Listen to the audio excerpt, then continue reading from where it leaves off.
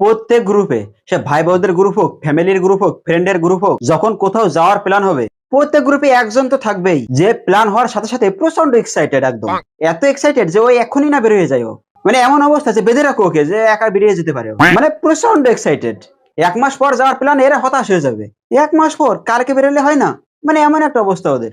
মানে এরকম ভাবে হতাশ হয়ে যায়, মানে এমন একটা ভাব দেখাবে যে কেউ যাক না যাক এ তো যাবেই, মানে এই একাই প্রাইভেট কার বুক করে চলে যাবে, সে ড্রাইভার থাক বা না থাক, এরকম এক্সাইটমেন্ট থাকে এদের মধ্যে। ঠিক প্ল্যানের ডেট এলো, এর 2-3 দিন আগে থেকে এদের নাটক শুরু হয়ে যায়, কাজ পড়ে গেছে।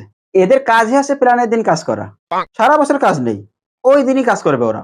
এরা ডাইরেক্ট না বলে না যে না যেতে পারবো না, এরা বলবে খুব চেষ্টা করছি, যাওয়ার খুবই চেষ্টা করছি, লাস্ট 10 বছর ধরে খুব চেষ্টা করে যাচ্ছে কিন্তু যেতে পারছে না এরা। আর আমার একটা এরকম বন্ধু আছে, তার একটাই অজুহাত, দাদুর স্ট্রোক হয়ে গেছে তাই যেতে পারবে না। আমরা জিজ্ঞাসা করলাম এ কি ধরনের দাদু যে 200 বার স্ট্রোক করার পরেও এখনো বেঁচে আছে?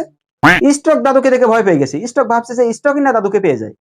আমাদের একদিন সন্দেহ হলো, আমরা ভাবলাম যে দেখি আসলে স্ট্রোক হয়েছে কিনা। গিয়ে দেখছি দাদু ব্যাডমিন্টন খেলছে, মানে একদম লাফিয়ে লাফিয়ে ব্যাডমিন্টন খেলছে, লাফিয়ে লাফিয়ে খেলা করছে, তাও ধুতি পরে লাফাচ্ছে। বললাম এই তো দাদু বিন্দাস খেলছে। বলছে দাদু জানে না, দাদুর রাত্রে স্ট্রোক হয়েছিল, আমরা সকালে উঠে কেউ দাদুকে বলিনি, কারণ দাদু অনেক টেনশন করবে তাতে।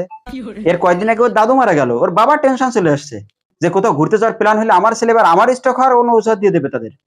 তার মধ্যে প্ল্যান হলে ওর বাবা ফুল বডি চেক আপ করে তার মেডিকেল সার্টিফিকেট এনে আমাদের দেখায় যে আমি ফিট আছি, ওর কোনো ঔষধ শুনবে না।